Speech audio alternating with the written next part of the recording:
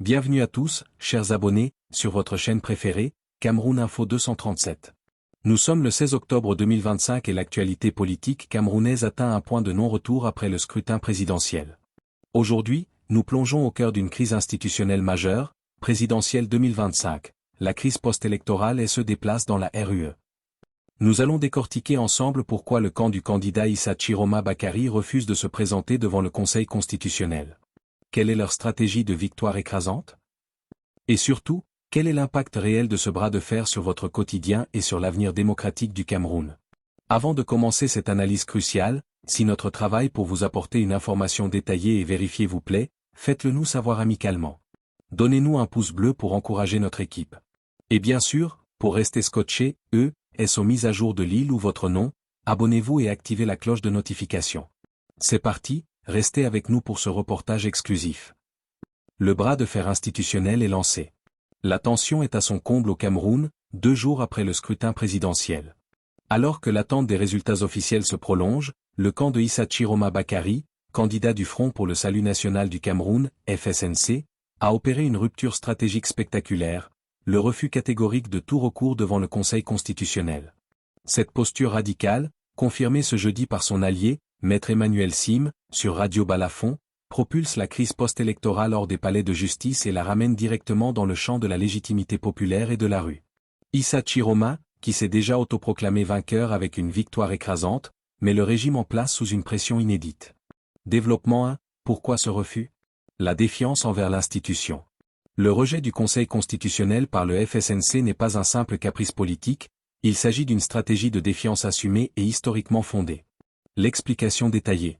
Maître Sim a résumé la position de son camp par un laconique mais puissant « pour faire quoi ?» Cette question rhétorique traduit le scepticisme profond d'une grande partie de l'opposition et de la société civile quant à l'impartialité de cette institution, censée être le garant de la légalité électorale. Le camp Chiroma s'appuie explicitement sur des précédents retentissants, notamment ceux vécus par le Mouvement pour la Renaissance du Cameroun, MRC, lors de la présidentielle de 2018 et du contentieux préélectoral de 2025. À chaque fois, les observateurs ont dénoncé un alignement presque systématique du Conseil en faveur du candidat sortant, Paul Biya.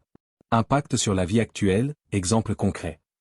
Pour le citoyen ordinaire, cette défiance se traduit par une crise de confiance démocratique. Lorsque les recours légaux sont perçus comme une mascarade, le Camerounais a le sentiment que sa voix, exprimée dans l'isoloir, n'a plus de poids. Exemple, à Douala, dans le quartier de Bonabéry, un jeune vendeur ambulant, Kevin, résume la situation, si même le tribunal, le conseil, est déjà acquis, à quoi bon aller pleurer là-bas? Mieux vaut montrer la vérité des urnes nous-mêmes. Cette perception alimente l'idée que la vérité ne se trouve pas dans les textes, mais dans la mobilisation populaire. Développement 2, la stratégie de la victoire écrasante et la pression de l'article 113. Issa Chiroma ne se contente pas de refuser les voies légales, il en propose une alternative, la publication de ses propres résultats. L'explication détaillée. Mercredi, le candidat du FSNC a affirmé que sa victoire est écrasante et a lancé un défi au régime en place, celui d'appeler pour le féliciter, un geste de grandeur qui ferait avancer la maturité politique du pays. Pour appuyer cette victoire, il promet de partager avec la nation un rapport détaillé des votes, région par région, compilé à partir des résultats affichés publiquement dans les bureaux de vote, conformément à l'article 113 du Code électoral. L'article 113 est crucial, il stipule que les résultats doivent être affichés immédiatement après le dépouillement. En compilant ces procès-verbaux, PV, et en les rendant publics, le camp Chiroma cherche à court-circuiter l'autorité d'Elecam, Élections Cameroun, et du Conseil constitutionnel. Impact sur la vie actuelle, exemple concret. Ce geste déplace le débat de l'institutionnel aux citoyens. Le fait de demander aux militants et aux observateurs de prendre des photos de l'affichage de l'article 113 dans leur bureau de vote crée une armée citoyenne de vérification. Exemple, dans les villes, l'ambiance est lourde. Les discussions ne portent plus sur les programmes, mais sur les PV fantômes. Les réseaux sociaux, WhatsApp, Facebook, sont inondés d'images floues de procès-verbaux que les citoyens cherchent à comparer. L'insistance sur la vérité des urnes est perçue par beaucoup comme une sanction claire du régime face à la vie chère, la corruption et le chômage endémique. Conclusion, la bataille de la légitimité est lancée.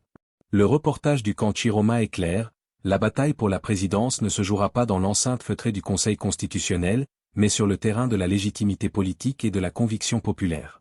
En refusant d'entrer dans le jeu institutionnel qu'il juge pipé d'avance, Issa Chiroma prend le risque de l'affrontement, mais s'assure également de mobiliser une base qui ne croit plus aux institutions. La question essentielle qui se pose désormais est de savoir comment le régime de Paul Biya réagira à ce défi ouvert. Va-t-il procéder à la proclamation des résultats sous haute sécurité, ou ce geste de défiance du FSNC va-t-il mener à une crise majeure de légitimité susceptible de déborder les cadres légaux et d'impacter la stabilité socio-économique du Cameroun? La vigilance est de mise.